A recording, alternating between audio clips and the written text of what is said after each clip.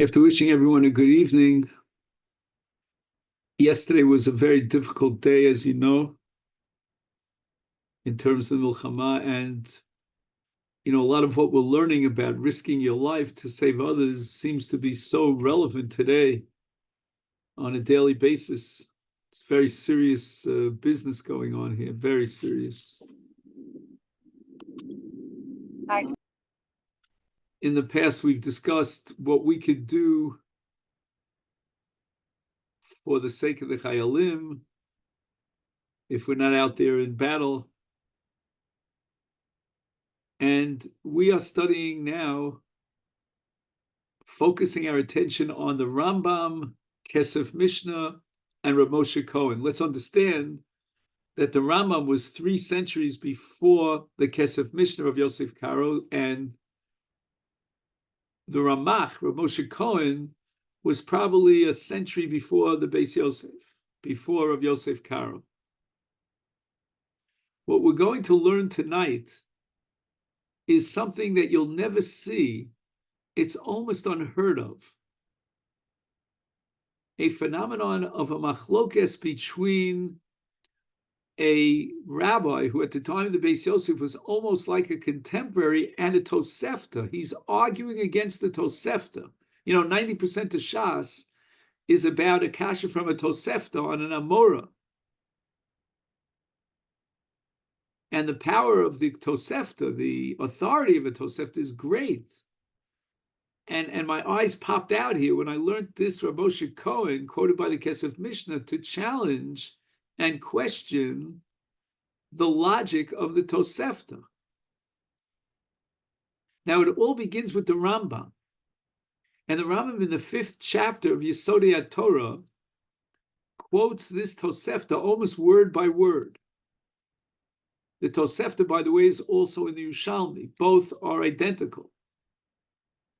And the Rambam writes, and if anybody has the pages printed out, you could look. This is where we got to last time, at the bottom of page 1, about 4 lines up from the bottom. Amru lehem ovdei kochavim tnu lanu echad mikem v'nargeu. Their intention is crystal clear. We want one person, you choose a person from the city, and we will kill him. And as we know, our enemies are good for their word. When they say we'll kill him, that's to be taken seriously, from sea to sea, if you know what I mean. This is not a joke.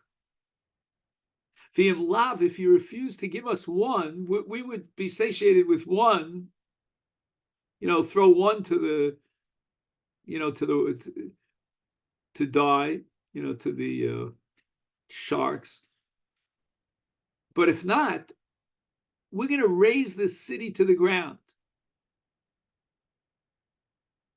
Yehargu kulam, says the Rambam, they will all perish.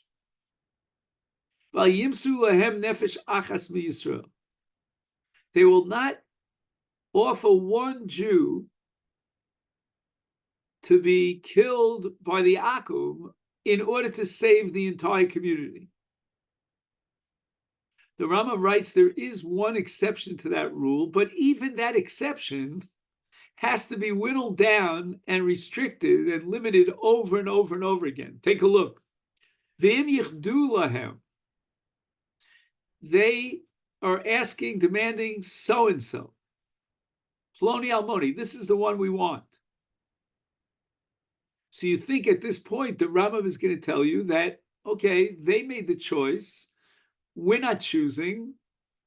That is the man that's marked for death. And we're not playing the divine role of choosing one over the other. V'aru tnu lanu ploni onar roges kulchem. Once again, give us so-and-so, and they identify that so-and-so, or we'll destroy the whole city.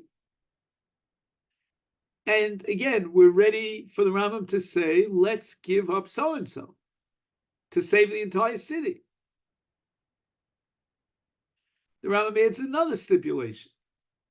It's not enough. Not enough. It's not sufficient to be matir if they designate so and so, but rather im mechuyev misa. That individual that they isolated, that they named and earmarked, is an individual who has to be put to death by the Jewish courts. The Rambam embellishes it by saying Sheva ben Bichri, right? Sheva ben Bichri, again, very complicated parasha of Sheva ben Bichri. We're not going to study that tonight, but suffice it to say he was a morid b'malchus. He was condemned to die, a capital punishment. And now the Rambam is making two conditions. Number one, it was yichduhu. And number two, he was chayav misa. Okay, at this point, I expect the Rambam to say there's no question about it, hands down. I mean, the guy was designated and he's chayav misa. Says the Rambam, yidnu oso lahem. Okay, sounds good, but then listen to the next statement in the Rambam. V'ein morim lehem kein lechatchila. But if they ask the question to us, meaning to the rabbis, to the Bezdin, to any power of authority, we're going to tell him, don't give up so-and-so. Again, he was designated, he's chayav misa, and we're going to tell you, don't give him up. Let the entire city perish. The Rambam reiterates what he implied before. Now he's a little bit more outspoken about it, and he says, if the person that they designated is not chayav misa, haragu kulam ve'al yimsu lem nefesh achas misra. Now we're going to see the tirade, the attack of Rav Moshe Cohen, the Ramach, who lived over 6 centuries ago, against this Rambam. But in truth, we have to be honest about it. The Rambam is not guilty here. You can't really blame the Rambam. The Rambam was copying the Tosefta. And not only that, the Rambam goes through what we would consider the normal mechanism of ruling in halacha, but he's machmir a chumrah on a chumrah on a chumrah. If there was no yichduhu, we're all going to perish. And even if this is yichduhu, we're all going to perish unless that person that they're miyachid was chayav misa kishev ben bichri. And not only that, halacha vein morin came. So for those who like to see the text, we can turn to page 2, and we'll just quickly review what we know from last week. If they tell you to kill so-and-so, or will kill you, Ktala leplanya v'imlav niktole, then halacha is you're not allowed to kill so-and-so to save your own life. And we would expect the Gemara to quote some sort of a pasuk, some sort of a yalfusa, that would be indicative of the fact that you can't kill someone. It's lo tirtzach. And although there's halacha v'chai bohem, but we already have an exception in the case of avodah zarah, we'll add and expand the exception to the case of ritzicha. But that's not what the Gemara says. The Gemara has no pasuk, no yalfusa, there's no derivation, there's no indication one way or the other in the Pentateuch, but it's all based on a svara. My chaz is who says that your blood is redder than his, meaning on a moral level, why should we destroy the life of so-and-so for the sake of your life? Again, we want to override the Torah to save lives, but to override the Torah to kill someone, and you're left with killing someone, so what did you gain? You made a decision, you weighed this nefesh against this nefesh, and that's called maichazes. And that's the explanation of the Gemara as to why you're not allowed to kill someone to save yourself. And as we'll see in the Ramach in just a minute, David, you're up on deck. I just want to say this. The Ramach is going to point out that that's a case of yichduhu. The case in the Gemara that was asked to Rava in Masechta Sanhedrin was kill so-and-so. The Gemara is outspoken about that. Kill so-and-so. You don't even have to choose him. But what do you gain by killing him? You save your own life. It's one life against another. Who gives you the right to make that call and make that decision? So keep in mind, Rabosa, the famous trolley case, if you take either philosophy 1.1 or ethics 1.1 in any, again, I wouldn't send you to any university in America today because you'd be risking your life. But if, let's say, somehow, you walked around with, I don't know, protection and a gun, in Colombia, and I could give you the whole list, and you were taking a course in ethics. So the first scenario they'll teach you in ethics is the famous trolley case. So it means that the entire group of people are going to perish unless you move the trolley and direct it towards so-and-so who's not in danger and kill him. Fine. But there you have a simple, at least calculation. I'm not giving you a moral answer to the question, but at least you could say it's sacrifice the one or the minority for the sake of the many for the majority. Here in the Gemara of Rava, in Masechta Sanhedrin, we're talking about a case of ploni for you. It's one against one. So what gives you the right to kill him?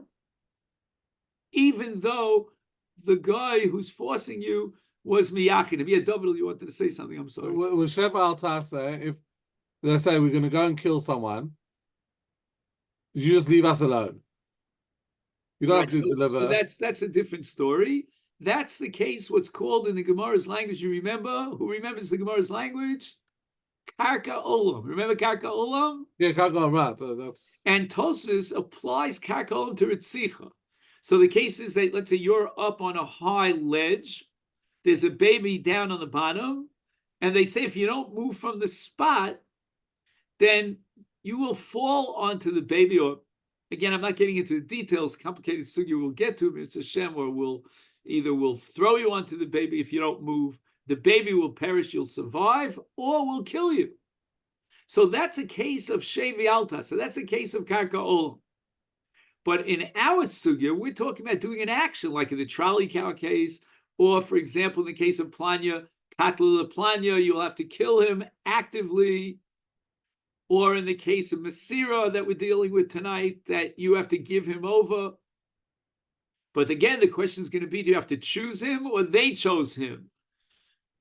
And we said that under certain circumstances, which we're now going to analyze, then if they chose him, you might be able to give him up in order to save yourself and your... Now the Kesef Mishnah immediately here quotes the Yushalmi.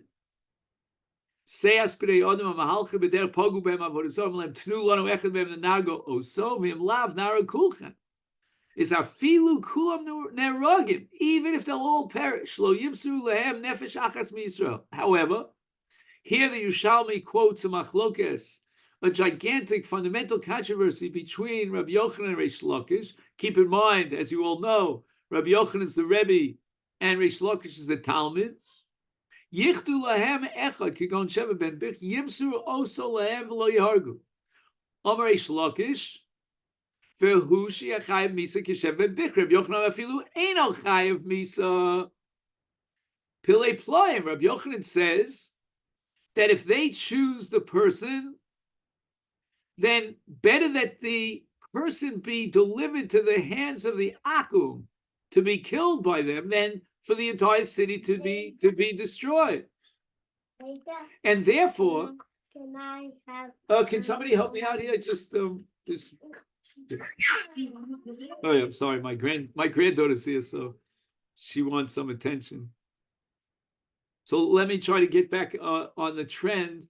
So we're saying that according to Rabbi Yochanan, if they make the decision and you're going to save the entire... Again, this is not the case of Rava, of Katla Leplanya, the Lav Nekatle, because in Katla Leplanya, what's going to happen is it's one person against another. How do you choose one over the other? And therefore, even if it's Yichdu, says Rabbi Yochanan, you can't kill someone to save yourself. But what about the case of, let's assume, forfeiting that person over to the goyim is equivalent to killing him. Again, that's an issue unto itself. But let's even grant you that it's like killing you. Says Rabbi Yochanan, you're saving the entire city. And the Ramach, as we'll soon see, is going to point out that you're saving the entire city and you're not killing that person. He's going to die anyway.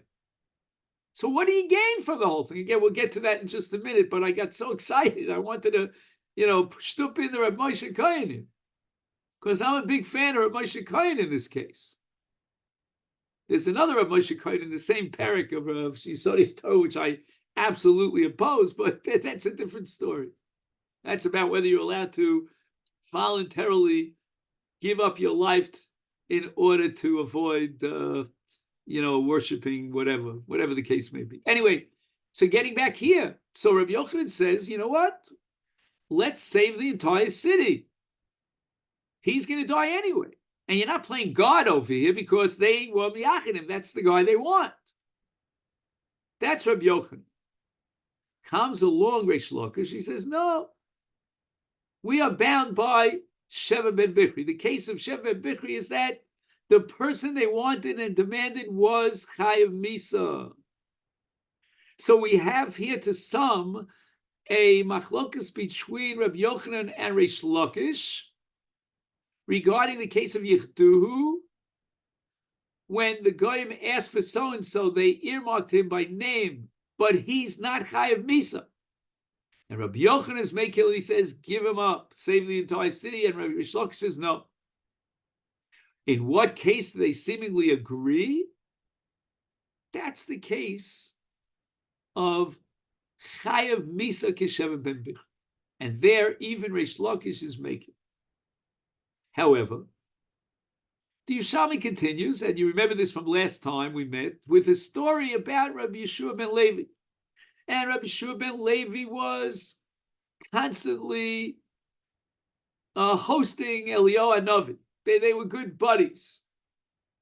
And what happened was, during the time of Rabbi Yeshua ben Levi, Akif Malchusa Medina, they surrounded the city, and they demanded so-and-so, and Rabbi Yeshua ben Levi paskined like the Yerushalmi that we saw, we give him up, and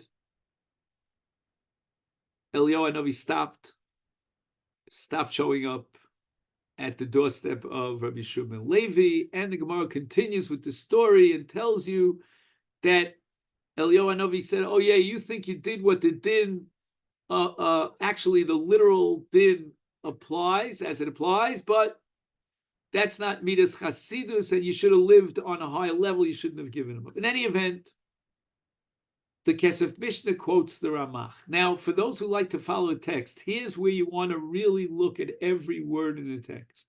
So we're in the second paragraph of the Kesef Mishnah, which would be the third paragraph from the top of page 2. Kosav Ramach, Rav Moshe Cohen. Afal Pisha Nimtza B'Tosefta Kidvarav. Very nice. The Kesef Mishnah quotes the Tosefta. Again, we're talking about the sheet of Rabbi Yochanan because the Rambam, the sheet of Reish Lakish, because the Rambam paskins that Yichdu is not enough. We need Chayav Misa Keshev ben Bichri. That was Reish Lakish, which is going to be a major problem. We never paskin like Reish Lakish against Rabbi Yochanan. And that's clear from many sugis and shas. So that's a problem in and of itself. But if I grant you that the Rambam, for some reason, was compelled to paskin like Reish Lakish, then the Kesef Mishnah has done justice to the Rambam by showing us how the Rambam evolved this halacha based on Reish Lakish in the Tosefta, in the Yerushalmi. And now comes the bomb. Says the Ramach, Lo Yadanu Taimo Mai. I'm going to put it in my own language. With all due respect to the Tosefta makes no sense. And I'm going to prove it to you, says the Ramach. Because the Gemara comes to the conclusion that in Ritzicha, which is called Shvichas Damim, Yehareg Val Yavo.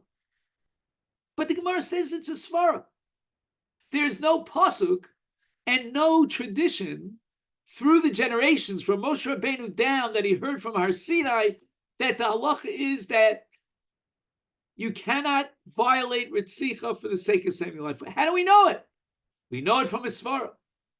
And this is Sugya in Sanhedrin and in Psachim. The Gemara says, "My chaz is the dama didach sumuk tvei." Comes along Rav Moshe Kohen and he says, if that's the whole Svara, why are you not allowed to kill so and so to save yourself? Because who says that your blood is redder than his? Who says that your nefesh is more yikar than his? Hachaleka Svara. I would scream this from the rooftops, Rabbosai. I don't know, in Zoom, I don't know if you hear my voice, but I'm mamish, I am absolutely excited about what the Ramach is saying. And don't brand me as an anti-Tosefta guy, like I'm an apikurs, but he's right. Hachaleka hai svara. The whole svara of my chazis is why give up one life for the sake of another life? Who says? But hayi hargu kulam v'hu atzmo. That person that you're giving up to the goyim is gonna die also. He's also included in the Gzera to destroy the whole city. It's not a matter of one person against another person. It's not even one person against the entire city. It's worse than that. It's more than that. It's him and the entire city. What have you gained by allowing the entire city to be destroyed? And that guy's going to be destroyed as well. Where's the Maichazis? Where's the Svara here? Mutav sheyarag hu bi'atzmo v'el. He should probably offer himself on the altar because anyway he's going to die in order to save the entire city. Ad kan l'shon Rav Moshe Kohen. And Rabbos, I have to tell you the truth. I thought about this over and over again. And I tried to come up with some rationale, some explanation. I hit a blank wall, a brick wall. Maybe you can explain this, Tosefta. I can't figure it out. The man is going to die anyway. I mean, in moral terms, what have you gained by having an entire city razed to the ground and men, women, and children destroyed or murdered? Well, what did he gain over here? At least in my chazis, he will live, you will die, but okay, it's one against one. I can understand that because we cannot choose one over the other. But when this person is going to die anyway, he's also included in the Gzera. Where's the Maichazis? And when I looked at the next two words in the Kesef Mishnah, Va'ani Omer, which means that the Kesef Mishnah is going to answer this question. And the Kesef Mishnah is going to unravel the mystery and justify the logic of applying Maichazis to the case of giving up one person, that you're not allowed to give him up even though he'll die together with the entire city. I said to myself, I salute the Kesef Mishnah. If he can convince you and I that my chazis applies here, kol hakavod, I can't even begin to get to square one. Whenever I see a kasha, especially a kasha that lo yadanu my timer with a stira between the Tosefta and the Maichazis, I try to rack my brains, come up with an answer. Sometimes I hit it on the mark. More often than not, I got the wrong answer, but at least I made an effort. But here, I don't know how to take a baby step. And the Kesef Mishnah says, Vani Omer, Ein Tanoso Taina ala Tosefta. Ein Tanoso Taina ala Tosefta. Okay, you ready for this journey? Let's see if we can understand the Kesef Mishnah. The Ikal of Meimar, the Hasam Shiny.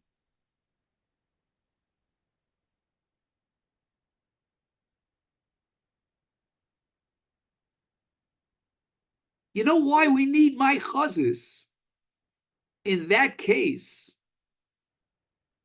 Because that's a case of yichdulo. right? The question that came up in front of Rava is they asked you to kill him or will kill you. So they specified so-and-so. That's yichdu. If it's a case of yichdu, then you should be allowed to give him up. They asked him for him. You're not playing God. You're not choosing him. They chose him. The Amalek told Planya, kill so-and-so. Umishum hachi. Get this. Ilav time of my chazis. We need my chazis in that situation because it's yichdu. Lo havi amrin ye hargal yav. We wouldn't demand that you have to die rather than violate the Isur Ritzicha.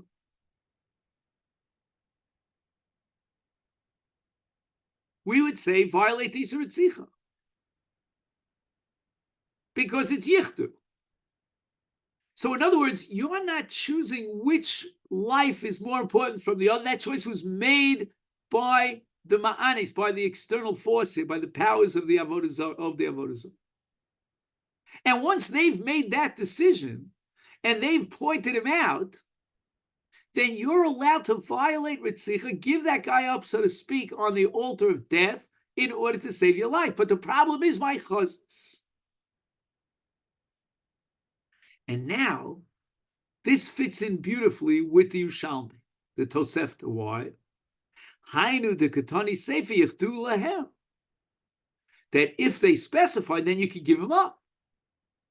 Because if they specified him, then we have no problem except for my chazos. But again, when you're giving him up to save the entire city, including him, there's no problem my chazos, and therefore you can give him up. Yeah, but all that fits into whom? That only works according to Rabbi Yochanan. But we're pasking that great Shalakish. So with all due respect to the case of Mishnah, he has not really solved the problem yet. Oh, here, watch this. Bosai, it's unbelievable that we're living through times of life and death. The Rav used to say about Rav Chaim that when he got over, he was depressed over the thought of death, of fear of death. He used to take out Masechta Olos and deal with laws of death. Here's a case where maybe we could have a geschmack from the laws of life and death. Listen to this Kesef Mishnah, beautiful Kesef Mishnah. He says the following. In the case of Lo Yichduhu, we're going to apply the principle of my chazos. Tenulam echad mehem v'narag oso is b'chol echad v'ed sheyirtzu limsor oso. When the choice is in our hands, then vis-a-vis each person that any person that we're going to choose, ikal me'malahu, my chazos, shetimtzu etzeh, who gave you the choice to give up him? Give up Reuven and save Shimon, Levi, Yehuda, Yisachar. Timsu echad mikem. Why not choose Shimon? Let's imagine that Shimon was the Rosh HaMedabrim.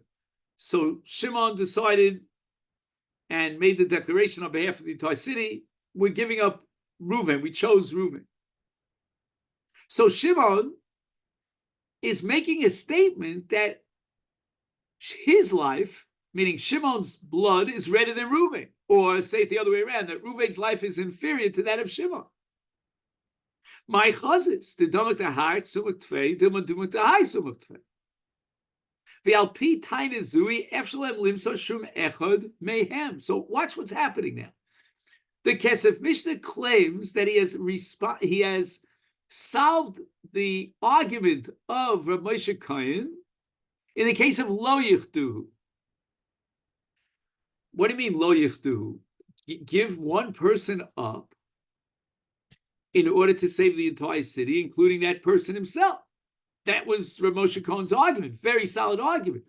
Says the Kesef Mishnah, no, you can't do that because you're going to violate the principle of my chazos. Because whoever you choose, you are basically saying that his blood is less red than others. And basically, Rabbosai, what the Kesef Mishnah, I think, is arguing is that numbers don't count over here because numbers are made up of individuals. And if you choose one individual to be sacrificed, let's go through each one of the other people that you spared and saved and gave up this individual. And basically about every single yachid, every individual in that city, you're saying his blood is redder than his. In other words, you have determined by giving up one person that his blood is less red.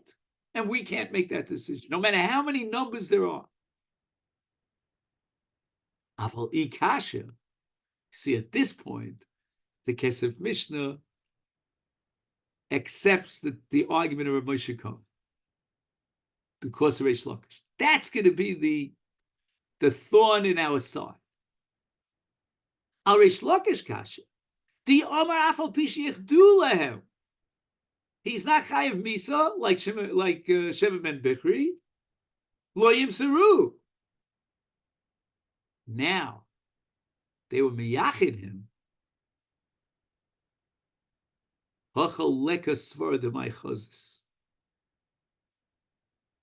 Here you cannot use the language of the logic of my chazes. This is what I call hodas baldim kemea edim domi. The Kesef Mishnah has finally admitted defeat, well, until we get to the Efshar, and accepted the logic, the powerful logic of the Ramach against the Tosefta, and he's saying the following, that if yichdu, and therefore you're not violating my chazis, you're doing no injustice to the principle of my chazis, because that's the guy they want. And that's the only guy they want. And we're going to save the entire city, including that person, by giving him up. But Moshe Cohen is right. What should inhibit us? What should prevent us from giving him to the Goyim and saving the entire city? What are you going to tell me, my chazis? What do you mean, my chazis? There's no my chazis over here. It's yichdu. We are not saying that his blood is less red than anyone else's blood. That's the only one that they want. That's the only one who represents the future and the salvation of the entire city. Will all perish if we don't give him up. This is not a violation of my chazis. So basically, to sum up, the Kesef Mishnah would accept Rabbi Yochanan if it had the Rambam paskin like Rabbi Yochanan, which would have been the logical assumption. And again, in the previous paragraph, we'll get back to that later. The Kesef Mishnah can try to justify why the Rambam found an exception here, and he paskin like Reish Lakish against Rabbi Yochanan. But if it would have been Rabbi Yochanan, then the Kesef Mishnah believes that we have solved the problem of Rav Moshe Cohen. It would be yichduhu, and Rabbi Yochanan would be making, would be allowed to give him up, and there's no violation of my chazis. But certainly, alachas kama v'kama, in the case of yichduhu, there's only one way that we can save the city. They have made that decision for us. We are not saying that his life is less significant. We're just saying that the only way we could salvage this city. You see, here, Rabosai, it sounds a little bit reminiscent of the Chazon Ish. Who remembers the Chazon Ish, which is so similar to the trolley case, right? The hand grenade was coming, you remember? And there were 4 soldiers in one side of the bunker, and they were all going to perish. Are you allowed to deflect it so that only 2 chayalim would die? And you and I would have said in the middle of the night, open and shut, it's usher. How can you do such a thing? And the Chazon Ish says it's a hatzalah. So if we give up someone for the sake of saving the many, and the Chazon Ish even goes a step further, it's not really yichdu. How much more so in the case of yichdu, Reish Lakish should have conceded to Rabbi Yochanan that in that case we should give him up because it's yichdu, and it's not a violation of my chazis, and there's no reason we shouldn't save the entire city by giving up the person that they were miyached, they earmarked that person. But the problem is Reish Lakish. Now look how far out on a limb the Kesef Mishnah is willing to go in a matter of life and death and justify the Shita of Reish Lakish. The Efshar Lomar. The Sfir Leil Reish Lakish. Shemashe Kosev de V'Shvichas Domim. Svarahu. Underline the next 4 words. Eino ikar tam. The Kabbalah hoisa biyodo. The shvichas dom yeharg vel yav.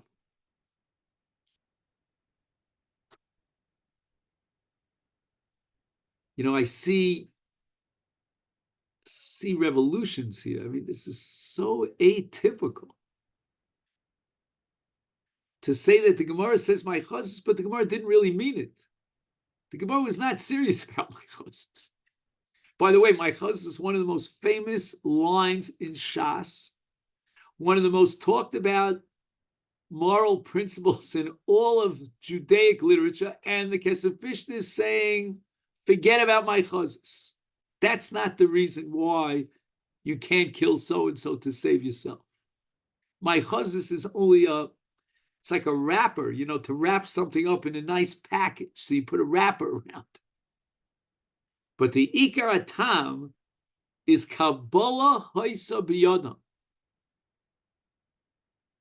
You know, Rabosai, I give a class on Zoom. This is not an advertisement, but if anyone's interested, please join me at 3:15 every Wednesday. It's a group of very fine fellows from Toronto. We've been doing this Zoom for 14 years. I spent 2 years in Toronto. 14 years ago, I left Toronto. Anyway, right now we're studying the mitzvah of Kiddush. And there are many Rishonim, believe it or not, who say that Kiddush d'Oraisa requires yayin. And Tosas makes a lame attempt to find a source in the Torah for Kiddush al yayin. All it says in the Torah is Zachar es Yom HaShabbos HaKadosh. Stating it doesn't say anything about yayin. So the Tosas Rid says Kabbalah Haisa Biyadam. They had a halacha that was handed down where? Nowhere in Shas is there any indication that the requirement of yayin for Kiddush is d'oraisa through halacha l'Moshe Sinai. But it boggles the mind that Rishonim sometimes jump out of the box. They're so creative. They are in a situation where the back is against the wall. We have no choice but to assume that there was some sort of Kabbalah. In this case, Moshe Rabbeinu at Har Sinai heard from the Eibishter that you have to make Kiddush al Yayin, and that's what he passed on in transmission and tradition. Here too, I mean, just by wild analogy, the Kesef Mishnah is saying that there must be more than what meets the eye here. It can't just be my chazos. Ken it zayin? My chazos won't help us for Reish Lakish. And not only that, we paskin like Reish Lakish. And he says, Shenasnu tam misvara. So why and when does that svara apply? Lehecha d'shayach. When you can apply it, apply it. In a case of lo yichdu, in a case of ketol leplanya, in those cases, apply my chazos. Why should he survive, and why should you die? Why should you survive and he die? How do you make that choice? And according to Kesef Mishnah, that applies even in the one against the many. Kabbalah Haisa Biyad. So basically, the Kabbalah Haisa Biyadim is that any action that can be classified as Shvichas Damim is prohibited in all circumstances.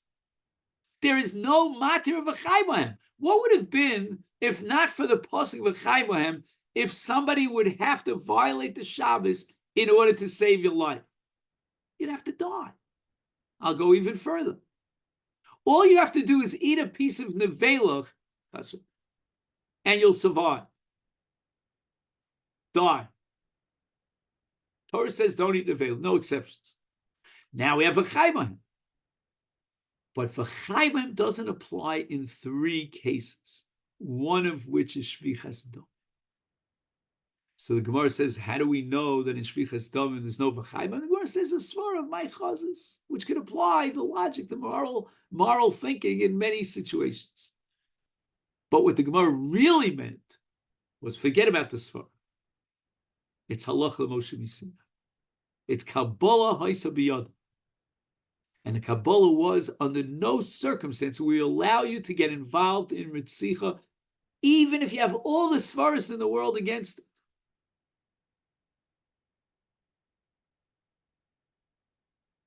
Afilu hecha, the lo shayach haytaima, even if we cannot apply the principle of my chazos and that logical principle, havidina hachide harig vel, we come back to a harig vel. We think it's Xeris HaKosuv. Unbelievable. You But can where's never get. Xeris HaKosuv, David? I started this year by telling you, and I think I was 100% correct. There is no source in the Torah that prohibits me from saving my life if I kill so-and-so. Right. If So it's a Kabbalah, not Xeris HaKosuv. He says it's Good, call it a Kabbalah. Halach call it Moshe a Sinai. Kosuv. It's all the same.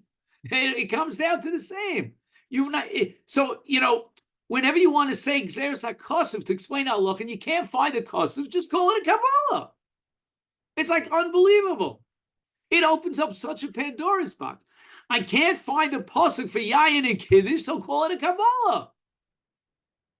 And these are Rishonim. I'm not telling you something that, Moshe Feinstein wrote in a Tshuva in Igros Moshe. I'm talking about Rishonim. The way I was brought up, if there's something called a Kabbalah, Mimoshe Misinai, we're going to know about it.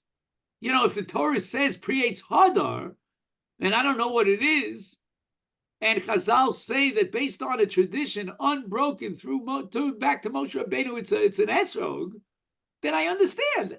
That's what the Gemara says.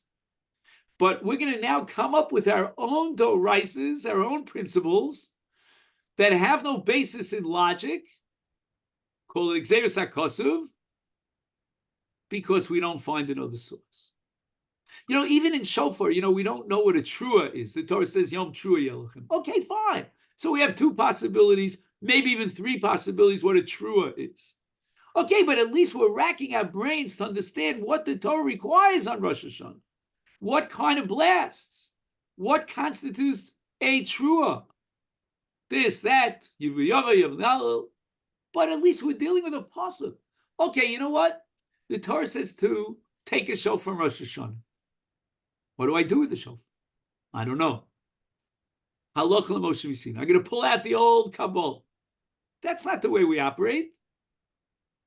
We need a pasuk, and if we don't have a pasuk, you got to tell me it's a halach l'Moshe Misinai. Sorry, with the Rambam, where everything is an asmachta, and really we knew it before. Maybe with a svara it doesn't work, but doesn't he say all these Shavas and all these things are just asmachtas, and we have the tradition before, and we just find them in the. I'm not sure if you, David, if you don't mind, it rings a slightly familiar bell, but maybe I always say when you quote a source like that, you have to see it inside word for word. So if you don't mind, Okay, I'm sorry. my WhatsApp address or my email address, just send me, David will help you if you have any problems. Just send me like the printout. But again, Xeris Shava is Xeris Shava. You might require a Kabbalah for Xeris Shava, but it's Xeris Shava at the end of the day. And it's Doraisa. We even have a Halach l'Moshe Misinai. That's also Doraisa. Tomorrow night is Tu B'Shvat, so it's all about Orla. In Orla, how do we know that Orla is also in Chutz Haaretz? The Torah says, Ki Tov El Haaretz in Vayikra Yutes. But Chazal say we have a Halach l'Moshe Misinai that Orla is prohibited even in Chutz Haaretz. Okay, so the Gemara says it. But Burzon is going to come up, in the 21st century, say, oh, it must be a Kabbalah. There's no pasuk for it. There's Halach l'Moshe Misinai. That's what I'm telling you. There are two major radical things that we're seeing here in this one paragraph in the Kesef Mishnah. Number one, we're finding a Rishon / Achron. He's the last of the Rishon, beginning of the Achron of Moshe Kain. And Tosefta makes no sense. In his language, Lo Yadana Taimama. And the second Chiddush is that when we finally corner the Kesef Mishnah against the wall, and he raises his hands and he says, I don't have an answer to Moshe Kain because Reish Lakish, we pull out a Halacha l'Moshe Misinai, a Divrei Kabbalah. That's pretty way out. I'd like to say something. Please. I agree that the Kesef Mishnah is hard to understand. But I think that the reason that it's hard to understand is because of the Gemara. Because of the Gemara talks about what the reason is, that it has to do with my chadis. Right. That's why it's hard to say that it's for a different reason. But I think that if I wouldn't have had the Gemara, if I would have, let's say, no, if you would have told me the halachot that come out of the Gemara,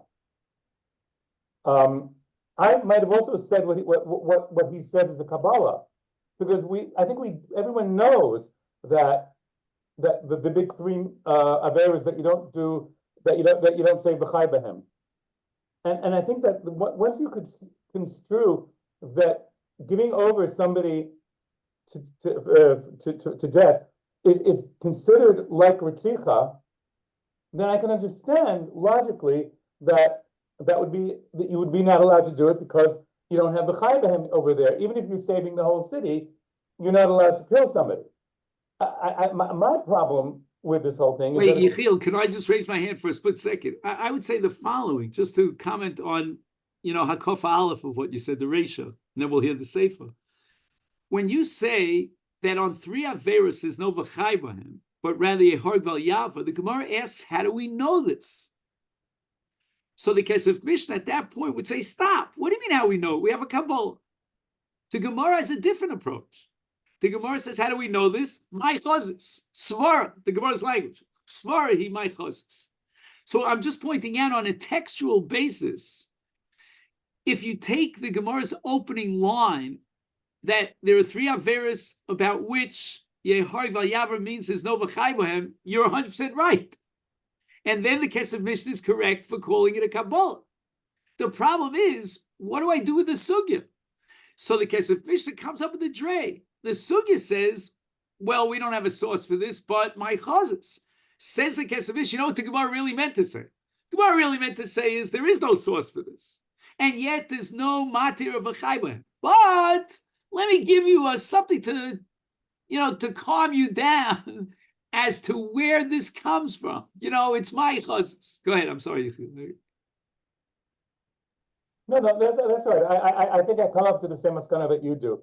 I'm just saying, like, if I were, I don't know, called over by some Jew who was new to Yahadut and wanted to know if they heard these halachot and wanted to know why, I could easily, I wouldn't have a problem saying what the Kesef Mishnah is saying in the end. But I agree with you. The big problem here is that it's not written in the Gemara. Right. And how does the Kesef Mishnah say it? If it seems to be not written in the Gemara, it seems to be against what's written in the Gemara.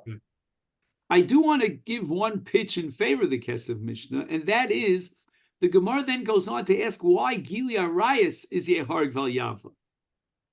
And the Gemara says because the Torah itself in the Ksuvim makes an equation between Gili Arayas and Ritzicha. Do you remember that? We learned it many months ago. Again, many months have gone under the bridge.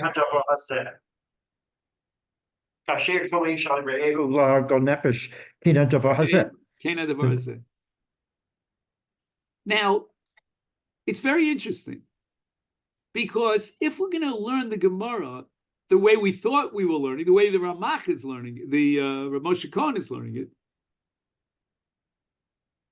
then somehow we're going to apply my chazis to the case of Gili Arayas. And P.S., that's exactly what the Chazon Ish does. And he says that on the scale, we're going to place her life or death, and the Avera of Gili Arayas. And what we're going to do is, says the Chazon Ish, we're going to equalize both, apply my chazis, and tell her, if it's the woman that's being forced, Shevi Alta Sekarka'ol. But you see something phenomenal about this Chazon Ish. Nothing to do with the other Chazon Ish I mentioned earlier. But this Chazon Ish is saying that we're taking the mechanics of Ritzicha and via the Hekesh that the Torah made a Hekesh to Gili Arayas, we're going to apply it and graft it onto Gili Arayas. I mean, that makes a lot more sense according to the Kesef Mishnah than it does according to Rav Moshe Cohen. Because according to Rav Moshe Cohen, the only reason in Ritzicha we're not going to allow you to kill him is because of my chazas. And it's pretty far-fetched to say that my chazas should apply to Gilei Arayos, which the Chazon Ish has no choice but to do that.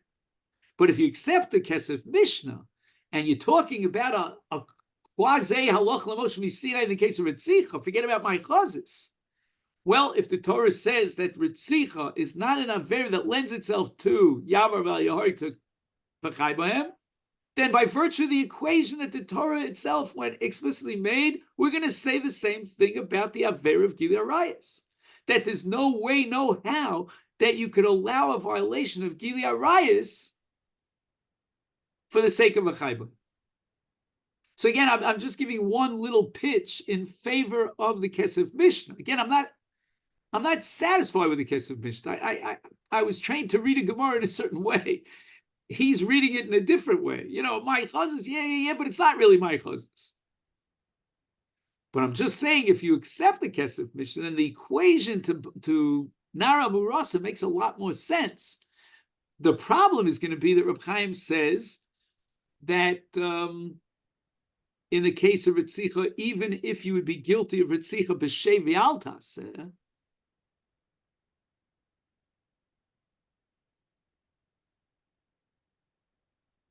you would have to give up your life. And Reb Chaim comes. What do you say, Moshe? Why wouldn't that be like Karka Olam? So Reb Chaim If you says, shape out Tasa. Reb Chaim says that that's not what the Gemara has Let me in throw mind. you on the baby. The Gemara doesn't have in mind Karkol. The Gemara has in mind the Avera of Ritzicha. And in the case of throwing you on the baby, it was they who were throwing you on the baby. So Right. they're doing the Ritzicha. But if they tell you don't move from the top of the ledge and the normal velocity wind is going to blow you over and you're going to kill the baby, then according to Reb Chaim, that's called Ritzicha. Albeit b'shei v'altas. You don't lift a finger, but you're a Rotzeach, which is based on a sugi bava kama called Isho Mishum Chitza. And once you apply the Avera of Ritzicha, Reb Chaim says, Yeharig val Yav. You cannot give yourself up to be in violation of Ritzicha, even b'shei v'altaseh. And therefore forget about Karka Olam. And if you take Reb Chaim, once again, I think Reb Chaim is going a little bit more on the lines of the Kesef Mishnah than the Rav Moshe Cohen, because he's talking about, as Yechiel said very well before, is there v'chai bohem or is there no v'chai bohem? Does this Avera lend itself to Dechiyah or does it not lend itself to Dechiyah? So I both say there's a lot more going on here than what we covered tonight, but I'll be honest with you, I'm absolutely exhausted. Not because I didn't get enough sleep today, but because I find this sugya to be so exhausting. I put my every ounce of energy into it. And Zoom doesn't make it any easier, if you know what I mean. But I want to thank everyone who opened up their camera. I assume that Ellie is somewhere out there, and Adam, that I don't know if it's just names on a wall or they're really there. I could never really know the truth behind the wall. The handwriting on the what's behind the handwriting on the wall. I'm here. Ah, look at that. Adam is there. Okay, we don't know about Gertel is probably driving, so it's dangerous for him to respond. Okay, Rabbosai, my prayer, all of us, I don't know, every Shmoneh Esrei of mine, that's all I'm praying for is and all of us are praying for the safety of the Chayolim. I don't know why Hashem, we weren't Zoche to Nisim v'Niflos. I don't know. And off the record, I just want to say this.